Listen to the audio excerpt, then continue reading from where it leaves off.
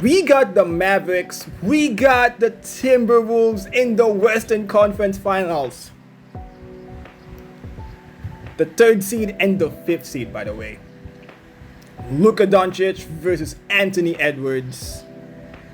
Oh man, let's do this. Okay, so so the Timberwolves have swept the Phoenix Suns and beat the defending champions, the Denver Nuggets, in 7 games. Meanwhile, the Mavericks have beaten the Clippers and the Thunder, both in 6 games. Where do we begin? Okay, here's the thing. For Minnesota, defensive game plan is simple. Let Luka be Luka and hope and stop the rest from scoring. That's it. Because Luka Doncic will make an effort to go one-on-one with Rudy Gobert and Karl Anthony Towns on a switch. And most likely than not, he will succeed. So Naz Reid will become much more of a factor in this series than in the previous 2 series, because Minnesota might be forced to play small ball. And I know they got a guy named Jaden McDaniels to put on Luka for much of this series.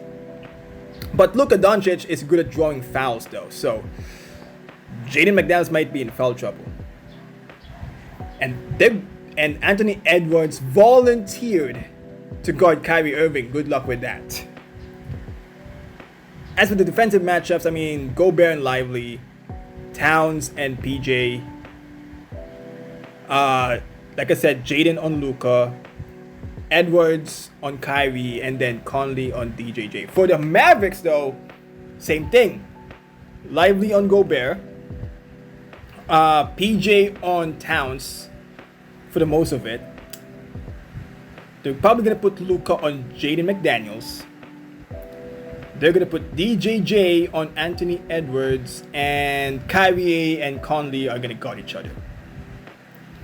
The bench gets trickier though. So are they going to go Gafford or Lively in the starting lineup? Who knows? But one of those two will play a huge role in this series in terms of containing Gobert, Towns, and Naz Reid. The Mavericks though are probably going to need Maxi Kleber though. He's the one dude that can contain Naz Reid.